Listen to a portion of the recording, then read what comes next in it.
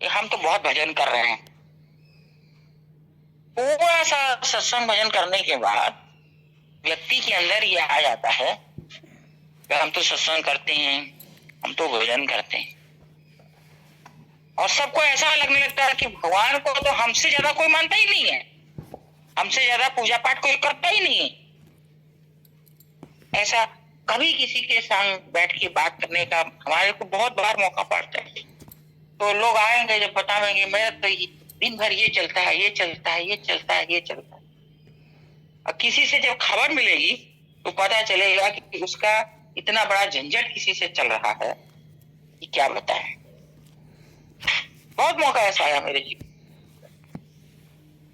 हम अगर पूजा पाठ करेंगे, हम अगर भगवान को वास्तव में मानने लगेंगे, झगड़ा होगा, झगड़ा नहीं होगा ये मैं नहीं कह सकती, परंतु उसका असर नहीं होगा। हम झगड़ेंगे 10 मिनट के बाद वैसे के वैसे हो जाएंगे, तब तो भगवान का हमारे जीवन में कोई अस्तित्व है क्या? भगवान से हम नहीं लड़ते, इससे हम नहीं लड़ते, सबसे लड़ते हैं, परंतु उसको टिक नहीं धरते। इससे मेरी ये लड़ाई हुई, इसने मेरे को ये बात कही, उसका भी एक कारण है। हम जब उस बात को टिक धर लेंगे तो मेरे तो चिंतन का विषय वो बन गया, भगवान तो बने नहीं, मेरा समय तो व्यर्थ हो गया ना। जीवन के अंदर हम क्या कर रहे हैं ये हमें पता नहीं चलता। हम वहां प्रसाद के तेल का चक्कर रखो, हम क्या कर रहे हैं और हम दूसरे से क्या चाह रहे हैं। अभी कोई अगर हमारी जगह आकर किसी से झगड़ा करे और उसको टिक धर ले तो हम यही कहेंगे, देखो इतनी सत्संग करती है, इतनी भजन करती है, झगड़ा करती है, राग द्वेष करती है, पर हम करते हैं तो हमें पता नहीं चलता। हम कहीं भी जाएंगे, हमारे ही जीवन की बात हम आपको बताएं। एक बार किसी ने कहा, वो बात भाई के पास आई कि मीरा अपना जीवन इधर से उधर बर्बाद कर रही है, तो भजन क्यों नहीं करती है। तो भाई से पहले ये बात मेरे पास आई तो मैंने कहा कि भाई ये तो मेरी बड़ी शुभ चिंतक है, मेरे लिए बड़ी अच्छी शुभकामना कर रही है। फिर भाई के पास गई, भाई हंस गई। भाई ने कहा कि सद्भावना तो सबकी ही काम आती है, उनकी सद्भावना कभी न कभी तो मीरा के काम आएगी। अब आप देखिए भाई ने कितना सटीक उत्तर दिया। उनकी सद्भावना कभी न कभी तो मीरा के जीवन में काम आएगी ही, क्योंकि बड़ी सद्भावना है मीरा। सद्भावना करने का हमें अधिकार है, पर दुर्भावना करने का हमें अधिकार नहीं।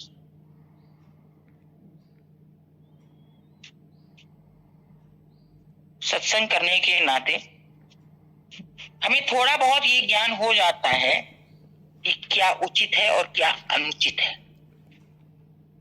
अब कोई व्यक्ति अनुचित व्यवहार कर रहा है तो हम सोचने लगते हैं, देखो कैसे कर रहा है, इसको ऐसे नहीं करना चाहिए। फिर जब हम उसके पास से हटते हैं तो उसकी जो एक दो बातें मेरे कान में पड़ जाती हैं, उसका हमको चिंतन भी होने लगता है।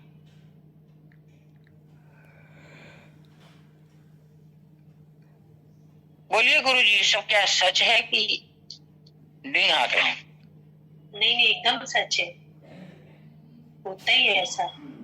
अब आप सोचिए कि उसने जो भी जिसके संग व्यवहार किया वो तो करके अपने घर गया।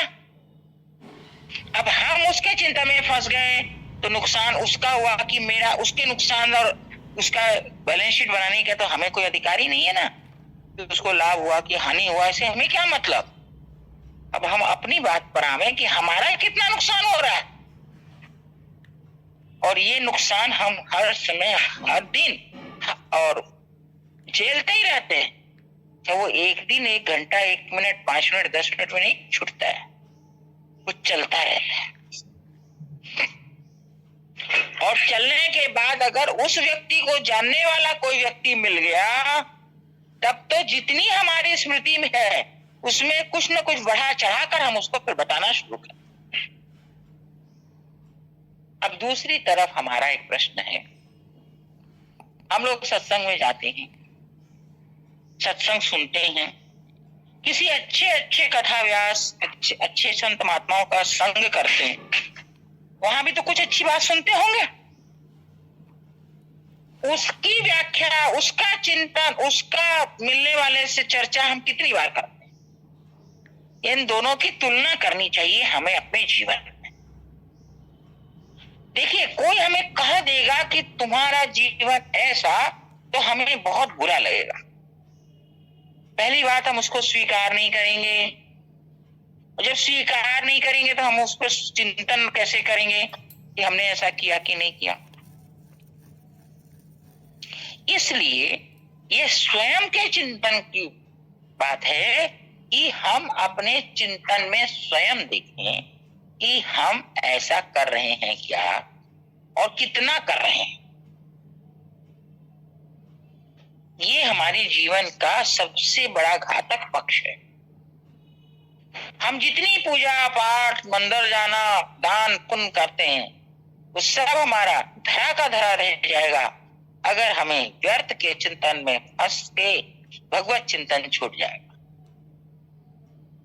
जब ये चिंतन करते हैं तो हम जब भी नहीं कर सकते।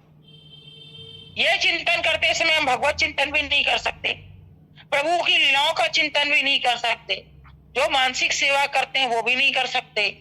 सब तो छूट गया। क्या वह क्षण हमारे जीवन में दोबारा आएगा? और हमने तो यह अनुभव किया है कि वो एक दो दिन नहीं, कई दिनों तक इसका सिलसिला चलता है, और वो हमारे अंतःस्थल में ऐसा बैठ जाता है कि मौका पाकर फिर उभरता है। लेकिन हम अपने जीवन में गहराई से झांक कर देखें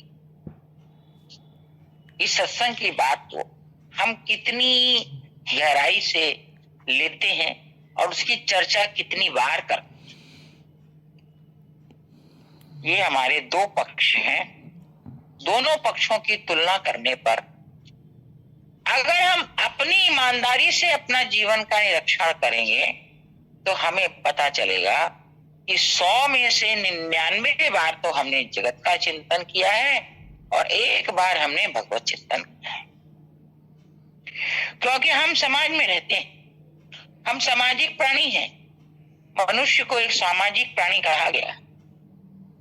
अगर आपने देखा होगा, बहुत से लोग घर छोड़कर चले जाते तो वो वहां अपना एक समाज जुटा लेते, वहां भी उनके उतने ही जान पहचान वाले और सब कर करा के वो एक संगठन वहां भी बना लेते, क्योंकि वो नहीं रह सकते। मनुष्य सामाजिक प्राणी है, समाज के बिना नहीं रह सकता। कोई बिरला ही होगा जो एकांत में निवास करता होगा, जिस पर प्रभु की अनंत अनंत कृपा होगी। प्रभु जिसको अपनी कृपा से सराबोर कर देंगे, वह प्रभु में लीन होकर अकेला रहना पसंद करेगा, बाद बाकी कोई भी नहीं करेगा। ऐसा करोड़ों अरबों में कोई एक मिलेगा, उनमें हमारी गिनती नहीं हो सकती, तो उनसे हम अपनी बराबरी भी नहीं कर सकते। अब रही बात, हम इससे बचें कैसे?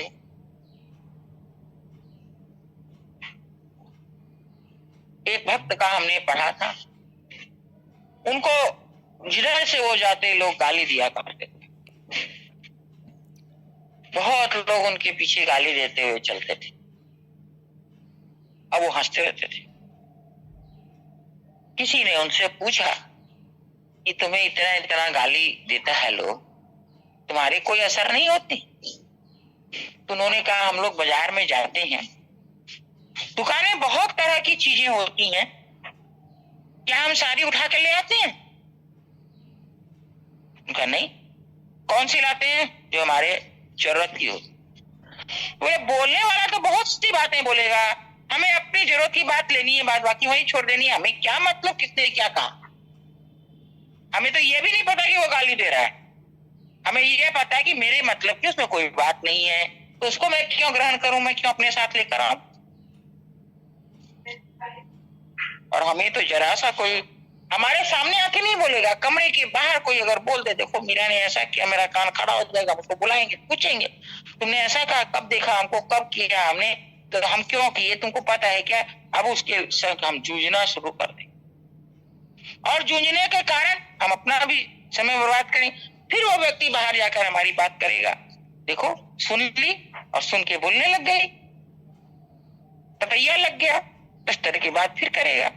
फिर या तो हम सुन लेंगे या हमको किसी ने आके कह दिया, फिर हम उसके पीछे लग जाएंगे और उससे नहीं भी बोलेंगे तो हमारे मन में चिंतन होने लगेगा, देखो उसने हमारे साथ ऐसा किया। क्यों ना सबसे बढ़िया बात है कि हमारे काम की वस्तु, काम की बात हम सुन लें। बाकी बात से मतलब ही क्या है? जिसने कहा, जिसने सुना उसके पास छोड़ दे। हमें जो बातें सुनने को मिली उसमें हमारे मतलब की थी, वो हमने ले ली, बात छोड़। देखिए कैसा मस्ती का जीवन होगा। भगवत चिंतन से हमारा मार्ग को रोकने वाला कोई नहीं रहेगा। प्रभु के साथ हमको रहने देने में, प्रभु के चिंतन में रहने देने में, प्रभु का साथ हम इसलिए कहते हैं कि प्रभु सत्य है और सत्य वस्तु का संग भी सत्य होता है।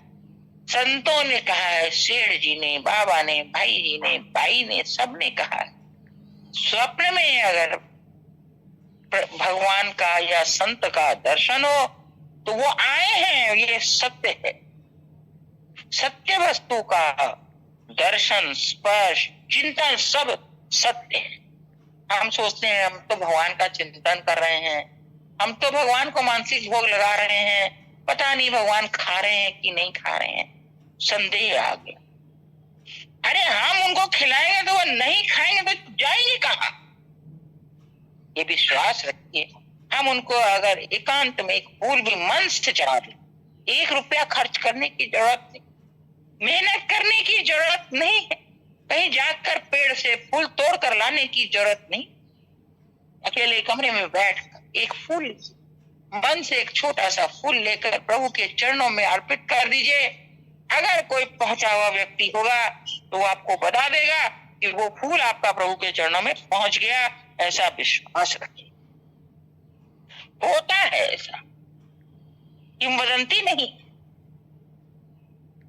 हम सच्चे मन से प्रभु को जो देंगे सब उनको मिलेगा, उनके पास पहुंचेगा और प्रभु के पास मेरा नाम दर्ज हो जाएगा कि हाँ हमने किया। वो बड़े दयालु, बड़े कृपालु है।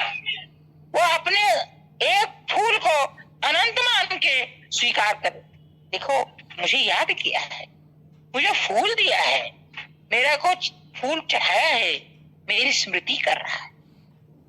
प्रभु इसी से धन्य हो जाए। अब जब प्रभु इतने प्रसन्न हो जाएंगे, प्रभु अपने को धन्य मानते हैं, जब एक जीव उनको कभी याद करता है भूले भटके तो इतने प्रसन्न हो जाते हो, जीव की मेरे तरफ दृष्टि तो गई, वो उसको बहुत मान लेते हैं। जब प्रभु की दृष्टि हमारी तरफ होगी तो हमारी जो दृष्टि है, जितनी हमारी प्रभु की तरफ गई है वो स्वाभाविक बढ़ जाएगी, क्योंकि 2 + 2 4 होगा ही होगा। उनकी जब हमारी तरफ दृष्टि आएगी और हमारी उनकी तरफ दृष्टि जाएगी तो फिर हमारे मन में भी भाव का उद्रेक जो होगा वह और बढ़ेगा, प्रभु की ओर और जाएगा और इससे हमारे प्रभु के साथ एकांतता का जो अनुभव है वो बढ़ेगा। करके देखने की बात है, आजमा के देखने की बात है। ज्यादा चप्पड़ हम कर लें उससे कुछ नहीं होगा, करना पड़ेगा, करके देखना पड़ेगा, इसको आजमाना पड़ेगा। अरे मत करिए, आजमाने की दृष्टि से। ये वो बड़ी डींग हाँक रही थी, कहां से कैसे बोल रही थी, जरा करके देखते हैं, आप तो उसी में निहाल हो जाइएगा। देखिए बहुत बोलना बहुत सुनना अर्थ नहीं रखता, अर्थ रखता है करना। अब हम आज से और इसी समय से प्रभु के संग 24 घंटे रहने की आदत डालें और डालने का अभ्यास करें। इसी के साथ आज हम अपनी सत्संग को पूरा करते हैं। फूल बरसाने वाले